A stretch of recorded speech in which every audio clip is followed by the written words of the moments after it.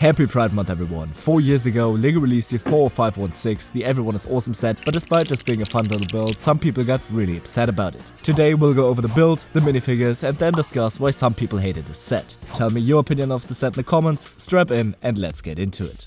LEGO's advances when it comes to inclusivity have become more and more visible in the last couple of years, but Everyone is Awesome is probably still the most famous example. In celebration of Pride Month, they released the set in 2021, with the name obviously being a play on words with LEGO Movie's Everything is Awesome song. By the way, this set still isn't retired, meaning it's been on shelves for 4 years at this point, which is crazy considering the current shelf life of sets. With the retail price of $35 US, it falls on the cheaper side of the 18+ sub-theme, and don't worry, we'll assess that classification later too. For that retail price of $35, you get 346 pieces, which comes out to almost exactly 10 cents per piece, which is a more than fair ratio. The highlight and one of the main reasons many people bought the set as well are the minifigs though, of which you get 11 in the set, which is actually crazy. More than 10 figures in any set is very unusual, and this additionally being a sub $40 set is even more unheard of.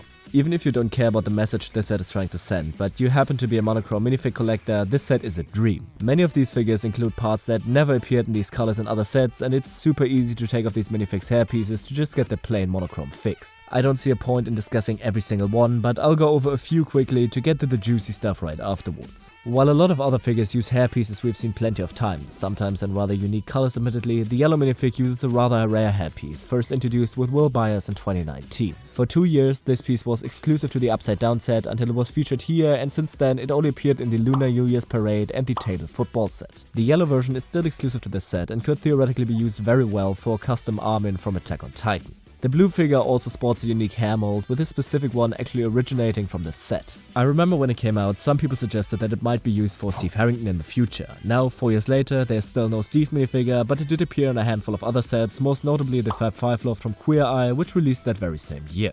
While all the colors have meanings of course, I also want to touch on the purple minifigure, since this is specified as a drag queen. I personally don't have strong feelings about drag queens, I think people should be themselves, and I think this is a nice nod by the designer, Matthew Ashton, to include some representation for that part of the LGBTQIA+ community as well. But while these figures draw most of the set's attention, it's vital to not disregard the build either, since only joined do they create a coherent picture.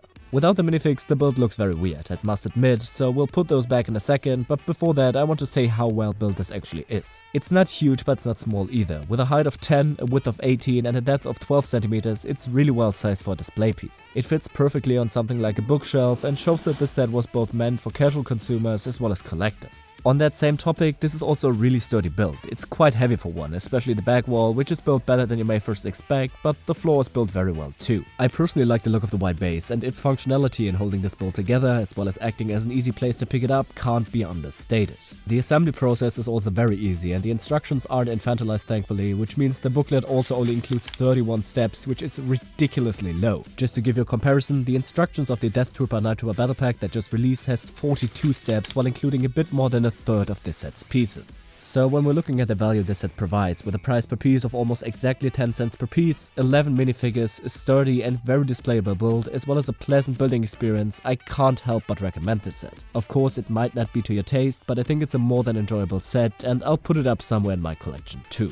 But of course, there is a whole nother reason why you wouldn't want to buy this set, and that is because of politics. I'll lay out the reasons why people dislike the set, and then I'll tell you my thoughts, / why they are wrong. The aspects people weren't happy with when the set was released were of course the fact that this was a Pride set by a toy company, the fact that a drag queen was included, and some people were fine with the set centered around the gay community but drew the line at trans people. There were also complaints from the other side of the aisle, like the fact that this was an 18+ set, and the one that was thrown around from time to time by both sides was the talking point of rainbow capitalism. Let's start with the conservative talking points, and most of this just boils down to pure bigotry. Many people said that LEGO was shoving politics down kids' throats, that they were woke, and obviously there was just a bunch of homophobia and transphobia. I do not agree with any of those points, and I just think the idea of talking about gay and transgender rights as politics instead of human rights is appalling. Sadly, that is what has become of the current world and zeitgeist to an extent, which is very harmful to people of those communities. It's also the very reason why Matthew Ashton, the vice president of design at LEGO and the designer of this set, tackled this topic. To quote him directly, "In a way, this set is not just for the LGBTQIA+ community, it's for all the allies, parents, siblings, friends, schoolmates, colleagues, etc. out there as well. I was one of the lucky ones who was able to come out and had people there to support me, but there are so many that face so much discrimination, hate or violence. With this set, I just want to make sure that we're showing a bit of love and support for everybody who needs it. My biggest complaint would even be that this text wasn't featured in the instructions of the set, but if you want to read it in its entirety, you can find it on LEGO's website or via the link in the description of this video.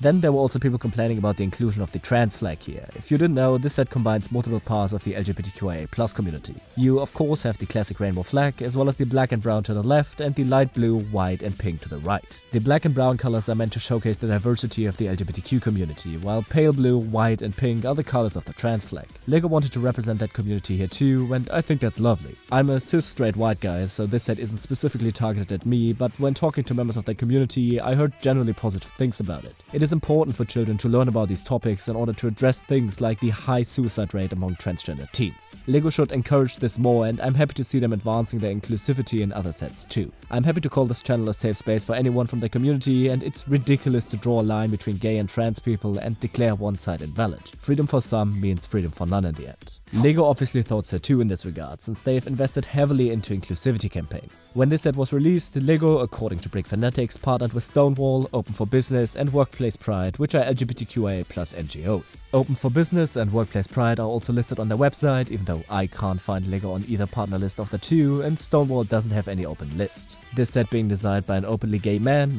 Ashton, with the clear intent to spread awareness, and its shelf life of more than 4 years are just 2 more arguments also invalidating the rainbow capitalism argument. The only understandable point of criticism in my opinion is the 18+ rating, but in LEGO's defense, most early icon sets were part of that category while clearly being aimed at kids, which is why I would simply deem that a stupid oversight. But those are my takes. If you want to hear me chat more about LEGO's politics, check out this video on their activities in the field of sustainability, and until next time, goodbye.